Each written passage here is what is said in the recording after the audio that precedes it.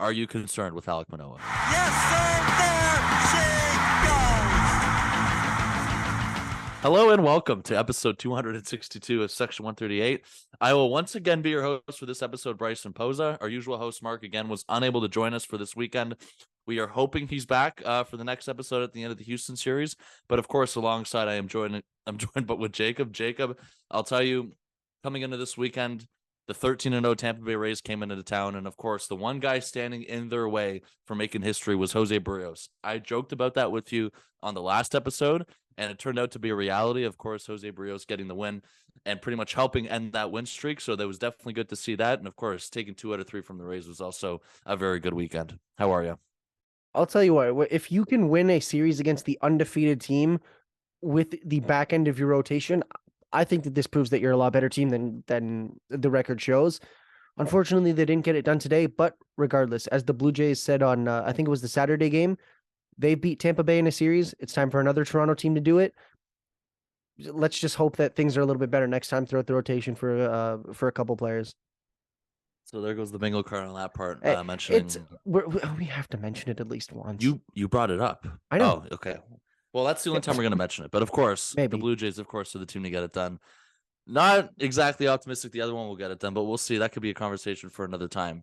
We could start off again with the Friday game with Jose Berrios. We've talked about the struggles that have translated into this season, of course, compared and in relation to last season. Of course, just trying everything he can to figure things out and get right back on track. He was in the way of history for the Rays. And of course, the Jays were faced off against Drew Rasmussen of the Rays, who didn't allow a run prior to that game on Friday night. So we can talk about Jose Berrios first. I mean, I think this was definitely the most optimistic we can come away from his start this season. This was definitely by far the best start of the season for him. Of course, we joked about how he was in the way of the whole history thing with the Rays. He strikes out 6 in 5 innings of work. And of course, the start was cut short due to a comebacker off his knee that he suffered in his last stop out of the game. He was at 77 pitches once he was pulled. So you could definitely make a good argument for him that he was going to be able to go back out for the 6th inning. But of course, the Jays are precautionary with it. They pretty much shut him down after 5 innings. There's a lot to build off of from that. There's a lot of good takeaways from that. Just overall, Jose Berrios looked a lot like the Jose Berrios that we are used to seeing from a couple of years ago. And the whole idea now is to try and put this thing together. And hopefully this is something that he can carry with him into his next start. But of course, with the back end of the rotation being the main question mark of this team right now, alongside Alek Manoah, who we're going to get into later on in the episode, this was definitely a major stepping stone for Jose Berrios if you're a Blue Jays fan. Oh, absolutely. I mean, you're looking at he's maybe arguably fighting for his job at this point. Like, I know he still's got that long contract, but he needs to have a bit of a turnaround. And you look at what he was able to do. Obviously, the 6 strikeouts, 0 walks, 4 hits. So yeah, 5 innings isn't ideal. You ideally want to get 6 more to try to get to that quality start range, even, depending on the earned runs. But it was a good start. I can't remember if it was the last episode or if it was Berrios we're talking about, but there was somebody in the last 2 episodes or whatever where we mentioned that the pitches that were supposed to be in the strike zone, you're thinking your fastballs or whatever, were not in the strike zone normally for Berrios. And then you have, your breaking pitches or your changeups where you're trying to get people to chase. They're not chasing because it's like, well, your fastball's not in the strike zone, so I'm not looking in the strike zone. I'm just looking to, try and take advantage of whatever I can and maybe walk. And for Berrios, that's what he was able to do. It's just avoid having that be his issue. And you mentioned it. He would have probably stayed out a little bit longer. I mean, yeah, with your strikeouts, that's going to rack up the pitch tracker or the pitch count a little bit more. Same with the hits, but like you're looking at it, like the 1 earned run, the 4 hits, like you're lowering that whip, you're lowering that ERA. Like overall, it was a fantastic start from him. And it's against the Rays too. Like we joke about how the Rays haven't faced a good quality team. So it's like, yeah, their 13-0 record is really useless or whatever. Like you're looking at this team is good. And if you're Berrios, it's not, oh, I just barely squeaked by past the Angels or the Royals or whatever. Like you went and took on the team to beat and you beat them. And he is, I mean, if you want to talk about the whole bingo card thing from last year, people made a joke. I think Tim Meza said he didn't want to be the bingo card answer or the trivia answer to Aaron Judge's home run. Jose Berrios is now that trivia answer. Who's the one that stopped the Rays from extending that winning streak? And he was able to do that. And then I think just really the whole game follows through from that. You look at Trevor Richards and Zach Pop share an inning. Eric Swanson, Jimmy Garcia both get an inning. Then you look at Jordan Romano finishing out with the save. That is ideally what you need. You have a bullpen that is perfectly set up for starts like that. Maybe you get another inning out of Berrios, but still, that is exactly what you need. And then you look at what the offense was able to do. Obviously, the 10 hits, Bo Bichette, obviously, with the 5 hits. Like, that's just ridiculous here, what he's able to do. And he's hopefully looking to cool or to heat up a little bit. I think this was a very complete game, and they obviously did win the series. So it's, overall, it was a very, very good series, despite that little bit of the end. But for Berrios, this is, I think, his next start, will probably be either Houston or Tampa or It's Houston, Yankees. Yeah. Okay. So so again, another good team. But if you're looking for a momentum builder, he definitely got that last Friday. He definitely did. And of course, a lot of it you can talk about the confidence, which was there. Everything like that was there. But of course, the pitches and the stuff that he was throwing was also there. I don't think any of us have ever questioned the stuff that he has had. It was just about the quality of it, and it was about the location of it. And of course, I guess the pitch that has caused the most question marks around his game, it hasn't been the slurve. The slurve has actually been something that he's relied on heavily, even more compared to, or as the season went on last year, and then of course as the season has started this year. But for me, it was the 4-seam fastball in terms of what happened with it. I mean, this was something where he was just struggling to locate it. He was struggling to just pretty much pitch it in general. And when he would pitch it, it would be pretty much hit hard. It would be hit out of the park. He wouldn't be able to locate it that well. And of course, that goes for his changeup as well. But I mean, producing 4 swings and misses with the fastball for me was huge. The fact that he was able to, take it up in terms of velocity a little bit more than usual as well. I think he on 90 per hour as well. The slurve and changeup remained good. Of course, the slurve is something that he's been relying on, like I said. So the fact that he was able to all mix this together for me was really important, and just a really big stepping stone. I mean, you're going at a Tampa Bay Rays team who you've talked about as much as they've played some questionable teams to start the year. 13-0 is pretty damn impressive to do, regardless of who you're playing, and you still got to win the games, and that's exactly what they've done. So this was a really good test for Berrios, and it's just building off it, and now you got to hopefully maintain this. And of course, the next start he goes out there will be against the Astros in the next upcoming series. So it's gonna be another test for him. Of course, the Astros haven't exactly played the best out of the gate so far, but still, it's always a very deep lineup. It's a very good team, and it's going to be interesting to see as well if he can get over that knee contusion very quickly. I think from the most part, everything seems to be okay with that in terms of what happened to him. Of course, he was officially diagnosed with a left knee contusion. So the good part is it was nothing more than a bruise. And it just seemed like it was something that got him right on the flesh. And you could see that he was really, feeling that, of course, at the end of his outing. And it definitely pained, I mean, it definitely would have been cool to see him go out for a 6th inning. But of course, the Jays take the precautionary route. And you mentioned it, Jacob, the bullpen did a very good job holding it after that. After those couple of runs from Jimmy Garcia, of course, Eric Swanson helped keep things in check. And of course, Jordan Romano came out. And I know we were at the game on the Friday, or people who were at the game on the Friday were able to see from the Sportsnet or from the Sportsnet telecast of him coming out and not going to the commercial break pretty much at the beginning of the 9th inning. And that's something that we've seen around the game in terms of, I guess, for example, Edwin Diaz previously, who is on the New York Mets last season. This was something that they did almost all the time. So it was really cool that Sportsnet was able to show this on the telecast. Of course, people watching at home is what I was trying to say. And the fact that they were able to just go behind him and get a good view of just the atmosphere, of course, around him and just everything about that for Jordan Romano before he came in. Of course, he had a really good weekend as well, getting back-to-back saves. And he was another one who was hit with the line or comebacker off of his stomach. And I think it was a rib contusion that he suffered as well. So a couple of pitchers dodging bullets in terms of injuries and in terms of comebackers. But for me, it's just the importance of the back end of the rotation was definitely the key to this one. Jose Berrios was the start of that. And then if you translate into the next day, on Jackie Robinson Day, Yusei Kikuchi was also somebody at the back end of the rotation who didn't exactly have the greatest outcome in Anaheim. We talk about another guy who had a couple things not go his way. And of course, that was the ball lost in the sun from Dalton Varsho. And then that pretty much changed his entire outing. And of course, he comes into this one on a lot better circumstances. I mean, we talked about the strikeouts. We saw the strikeouts. We were there to see it. 9 strikeouts in 6 innings. The back end of the rotation was crucial to this weekend. It's not something that you would have definitely had predicted or have seen coming. So the fact that Yusei Kikuchi was able to come out the next day as well was very important on that one. Oh, he looked absolutely fantastic in that game, and he was just in control the entire game. Like we talked about what Berrios did, kind of similar numbers for Kikuchi, except one extra inning.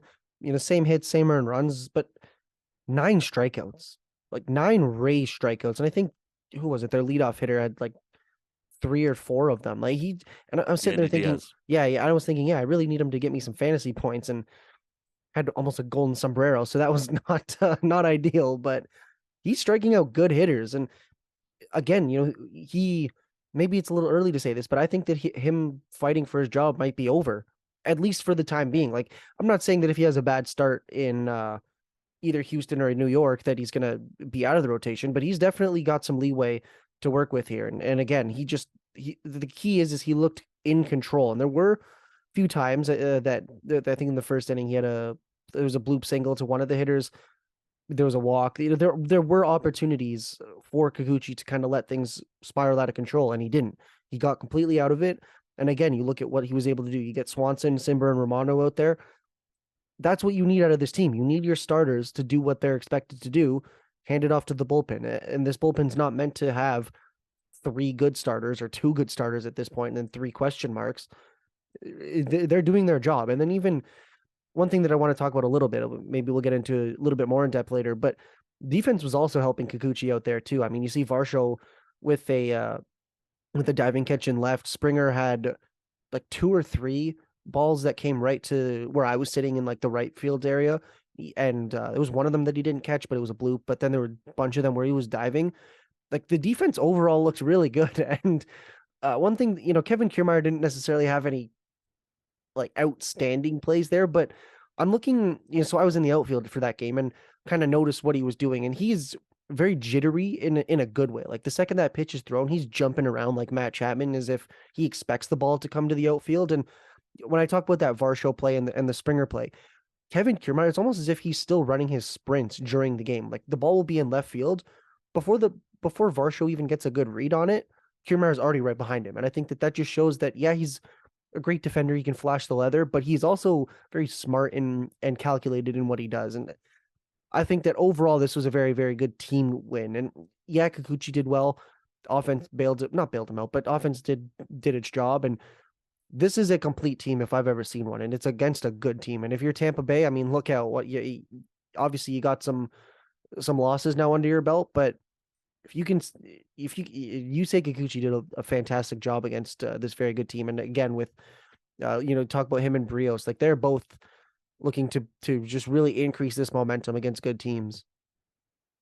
Absolutely. And again, the fact that he was able to build off of the momentum from the previous night, from what Jose Berrios did, it was definitely really important. And I mean, this is something where it feels like we've seen it more consistently from Kikuchi. This pretty much translating back to the spring and even into the first couple starts of the regular season. I know his first 2 starts weren't exactly the greatest, but they were definitely, for him, I feel like this was something that we were all acceptable with. And of course, a lot of stuff happened in Anaheim that pretty much turned his start around into in terms of to a negative way. So I think that's pretty much what happened there. And the fact that he was able to pitch a lot better on Saturday and not have so many factors impact to start was really crucial. I mean, his stuff has remained really good again throughout all this. So, I mean, we talked about the velocity uptick in him as well. He maintained that, and that was also obviously very effective. The slider was also really effective too. I mean, striking out 9 guys in 6 innings. This is not exactly something that we were used to seeing last year. And even in the early starts with Kikuchi last year, where he was going deeper into the games,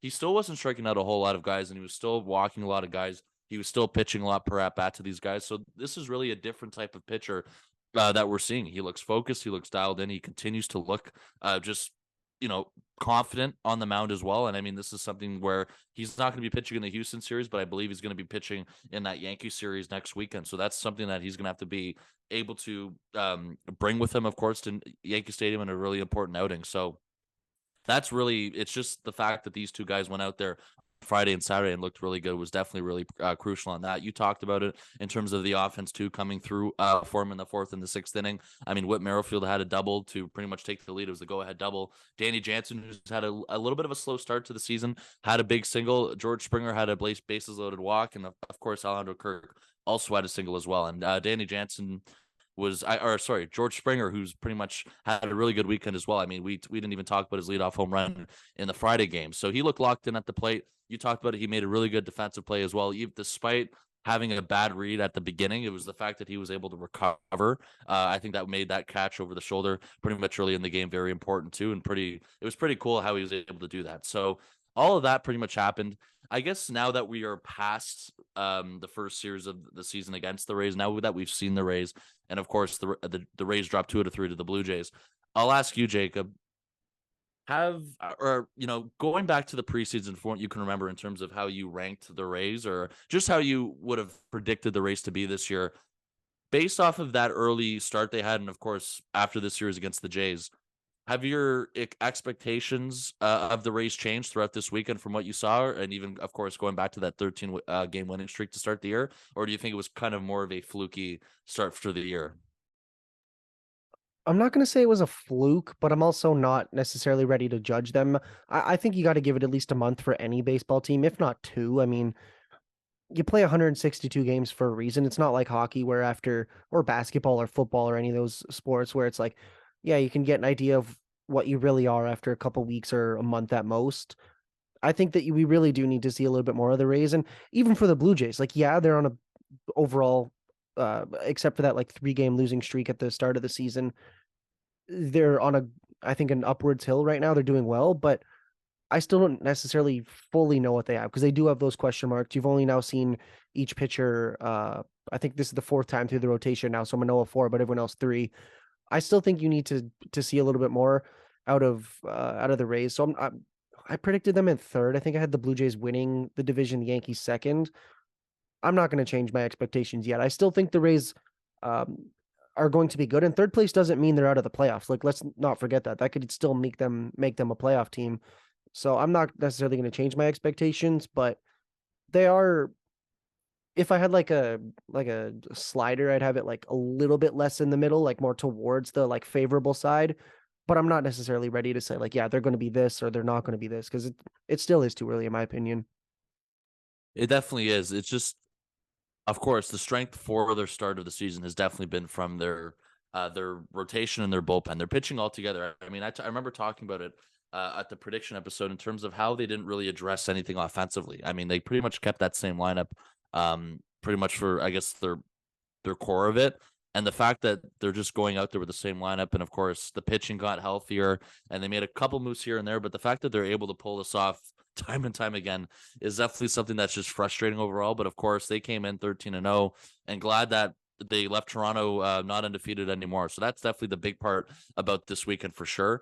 And it was just something that I guess good to see because of how the Rays overperform against the Jays and all that. So while we've talked about the good parts, there were still some negative parts this weekend, and in particular, it happened again today on the Sunday game, and that is with Alek Manoah. I mean, unfortunately for Alek Manoah so far, he still doesn't look comfortable on the mound.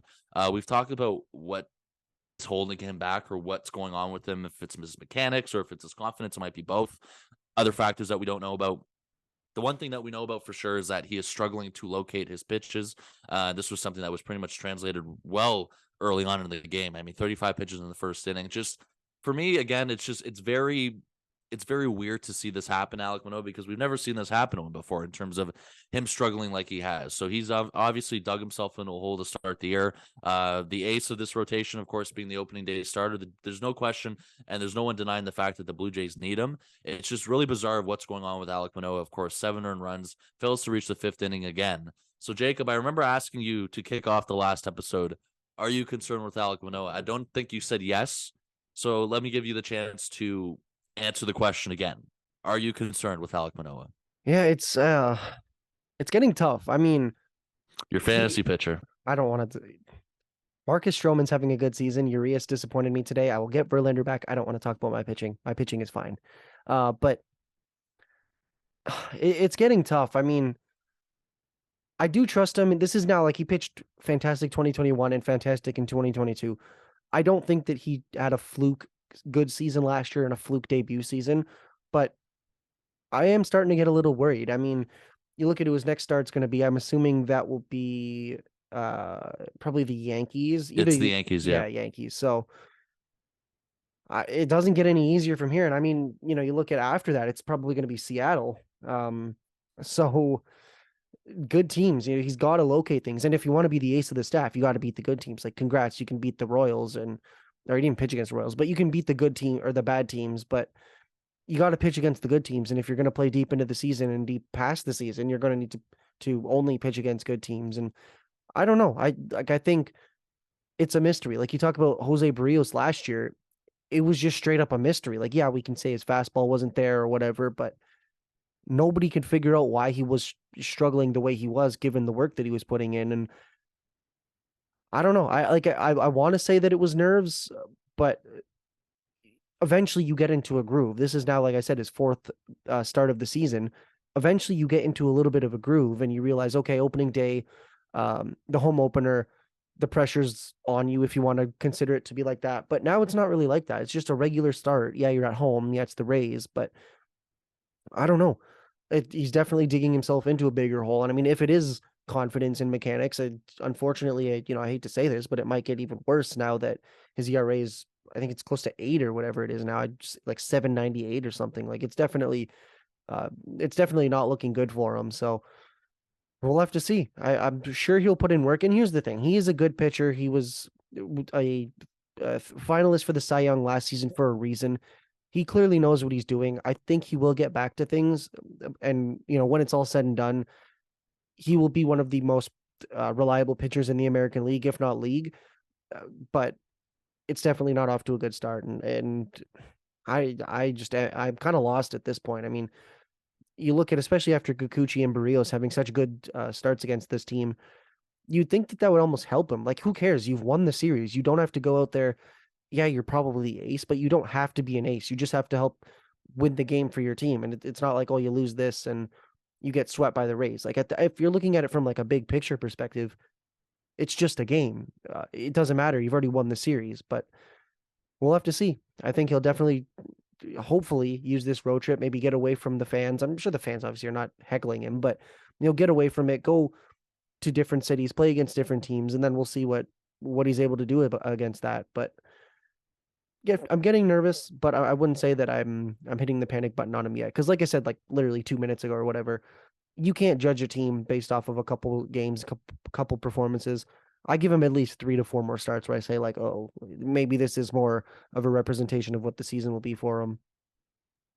Yeah, if you're looking for any positives, of course, it's that his velocity did go back up, and that has been another conversation with him in particular. Feels like there's been velocity talk in terms of every pitcher on this team, but I mean, for Alek Manoah, definitely one of the more noticeable ones in terms of how it was dipping. But today, it was back up there, touching 95 for Alek Manoah. So yeah, like it's the point of how the start, how it began, of course, and then it felt like near the middle of his outing, he seemed like he was settling in. I mean, it sounded like he got more control. He began locating the zone. He was striking guys out, and then basically near the end of his outing, as he didn't reach the fifth inning, he then allowed more runs, and then that's when it went to 7 runs. So it definitely looked like they were trying to let him get out of the inning in terms of what happened in the fifth inning, but of course, it didn't work out for him when he gave up that home run. So I mean, they're trying to get him to work through it. Of course, he's going to continue to work through it. It's just for us, I think it's more about us being just not used to seeing these struggles. And in relation to the other guys you mentioned, Jacob, I mean, we went through the same thing last year with Berrios, just kind of questioning what was going on. But I think we're still, for the most part, all optimistic with Alek Manoah. Of course, you mentioned the ERA. It's currently at 6.98 after this start today. So definitely inflated. And of course, that's the goal, to get it down. The good part is, as much as he has struggled this year, if you want to look based off his entire career, he's pitched well against the Yankees throughout his entire career. So hopefully that is used to his advantage, and hopefully it doesn't go the other way. They're going to need a good start out of him next weekend as well. So it just feels like for majority of these guys, of course, excluding Kevin Gausman, who's been the most consistent starter, there was a stat done pretty much yesterday. I believe it was prior to yesterday or today's game, which was done yesterday on Saturday. So it's definitely a lot higher what I'm about to mention, but it's just going to show basically of how important getting the first time through the orders for this rotation. And so far, unfortunately, it hasn't been exactly an area of strength for them. So Blue Jays rotation this season, first time through the order, an ERA of 8.87, Second time through the order is 395. Third time through the order is 307. So again, this was prior to Alek Manoah's start today, which means it's probably a little bit higher now in terms of first inning ERA or first time through the order ERA. It just shows that throughout all of this inconsistencies from this rotation, that has been a common issue with all of them in terms of first time through the order and how these teams are able to get at the starting pitching very quickly. So that's been an area of concern, of course, for the bulk of the rotation. But of course, you can't ignore the fact that Chris Bassett and basically everybody else in terms of Berrios and Kikuchi had a really good start recently. So that's something again to build off of. So that's the good news on that one. With Alek Manoah, I think it's just a lot of question marks right now, and it's just a lot of optimism. Of course, he's going to get through this. I think he has the entire confidence of this entire staff, which is really good. And it's just a matter of time of him figuring it out. Because again, there were flashes throughout the middle of a start where it felt like he was in a groove and he settled down. And then near the end of his outing in the fifth inning, he wasn't able to finish it, of course. And then that's when he gave up the home run. So now that we have talked about basically the starters throughout this weekend, and majority of it being good, of course, taking 2 out of 3 from the Rays, and that's been the most part. I don't know if you had any other takeaways from the series, if you did or not. Well, I kind of mentioned it earlier. I probably should have saved it for now, but Kevin Kiermaier, Yeah. I was in the outfield and I had a full like view of pretty much everything. There was nobody blocking me or my view or anything. He is definitely one of the premier, just not even defenders, but just all around players. Like you see, like I mentioned, like the ball is in the air. Springer and Varsho don't even have a read on it yet. I mean, obviously they know where the ball's going, but Kiermaier is already behind either of them at that point. So you know that even if that ball gets behind either of the outfielders, Kevin Kiermaier is going to get it. And I just think that we got to talk about him a little more. Like he's definitely an underrated signing, I think, but at this point he's going to be, he's going to be getting a lot more than 9 million at this rate. I mean, even the bunts for the base hits, and I think that just he's easily proving to be one of the most valuable players on this team. But other than that, I think that's kind of it. Like we touched on it, the rotation, the back end of it's looking a lot better this season. Definitely did very well, and it's nice to have the Blue Jays specifically be that team that broke the Rays streak, because I know I don't really want to read into the whole like weak opponents, whatever. It's hard to win 13 games in a row, like regardless of who your opponents are, but it's just a nice way to do it. You come home, you are home, you have the Rays, first big division matchup of the season, and you win the series. Like I think it overall was a very entertaining and fun series to watch. It definitely was. And the next time the Jays will see the Rays will be the end of May. So that's going to be, of course, another interesting series. It's going to be at the Trop when that comes. But of course, lots of baseball until then. We talked about this upcoming road trip briefly. And of course, this week or this entire week, the Jays are now going to be out of town. They were first going to go to Houston before they have an off day in the middle of the week. And then they finish the road trip next weekend in New York. 2 tough teams. I mean, we know how good the Yankees are in terms of being in the AL East.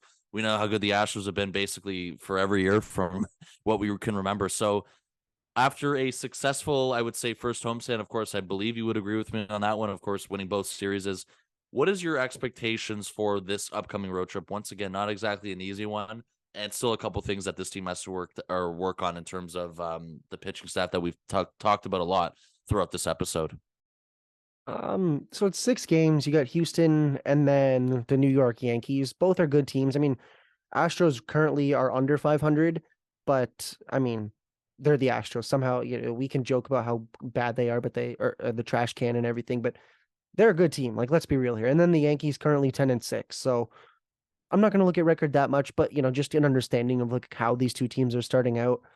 I think I don't want to say 500 in like a pessimistic way, but it is 2 good teams. And if you can win one of those series, then I think that it is a good sign. I mean, like I keep mentioning, the expectation is the playoffs, and you're not going to sweep a playoff series. Very likely you're not going to sweep a playoff series. You're going to lose some games against good teams, but the difference between, I think, a team that's contending and a team that's on the verge of contending is you're able to get that extra win when you need to. And so if you're able to at least be 500, maybe go 4-2, win for sure one of these series, if not both, then I would consider that to be an ideal series or ideal road trip. And you're going to get your whole rotation through this at least once. So it's a big test. You're going to have some tough opponents, but I think it's you need to at least take one of these series, if not more. Yeah, it's going to be, I guess the fact that the Astros have gone off to a slow start is definitely going to help. And of course, the Yankees have had a very similar start in terms of that record with the Jays. Of course, as of now, I believe they are tied in record with that. So I think today they lost Giancarlo Stanton for a little bit. That's another injury to the injury bug. I don't want to talk about that. Of course not. And then, I mean, we talked about the other stuff that they've been dealing with. So it'll be fun next weekend, and of course, this upcoming week in Houston will be fun. It's that time of the podcast now where we get to our series predictions. I believe all of us were wrong this past weekend in terms of predicting 1 out of 3. Of course, not enough optimism. It doesn't seem like from the Jays this weekend that we showed. So let's see if we can get back on track this upcoming week. I don't think Mark sent in his series prediction, so I don't know what that's going to be. We'll see if he sends it in quickly or not. But of course, I'll start with you, Jacob. Your series prediction this week in Houston. Well, I just want to say that I was the most right last week or last episode, saying that they were. You weren't. I said they were going to win the Kikuchi game. Okay, but you still said 1 out of 3. Okay, but you guys said they were going to win the Manoa game. You're just nitpicking. You didn't. Okay, but like that's what, whatever. Anyways, it's gonna be. I mean, you got game 1, Gosman versus Javier.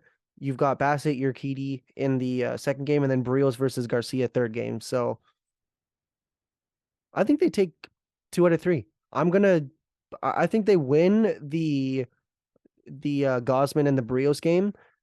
I think like almost every episode I've said they're going to lose the Bassett game for the next series. Like, I'm not being pessimistic. I don't know. Whatever. But I think that I think Kevin Gosman's good enough that he can easily just dominate this team. And I wouldn't be surprised if Jose Berrios has another good start. But for not Kevin Gosman, for Chris Bassett, I don't think he's going to pitch poorly, but it's hard to predict a sweep. If I had to bet money on it, I think that the first and last game they'll win, but that's not necessarily anything against Chris Bassett. I wanted to go with Gosman and Berrios, but for the sake of it, I'll go with Gosman and Bassett to win this. I mean, I don't think you can go wrong choosing Kevin Gosman to win right now based off the start that he's gotten off to this season. So I think that's definitely a safe pick and very expected of that. And of course, then you're talking Bassett, Berrios, both of them coming off pretty good starts. I mean, both of them respectfully. And of course, it's more about Berrios, I think, handling the consistency than we are concerned with Bassett. But of course, he's also sorting through his own issues as well with that. So I don't know if Mark was able to send something in, but I think he just sent something in. So he's also predicting 2 out of 3. Okay, so there you go. So all 3 of us are going to predict 2 out of 3 on that. And I think for the most part, that covers everything. And I think we'll wrap it up there. So as always, you can support our podcast. The link is in the bio on social media. And of course, below this episode, from there, you can check out our YouTube or buy us a coffee and pretty much our Discord from all of there. So a big road trip this week. We've talked about it. Houston and New York. We'll catch you then.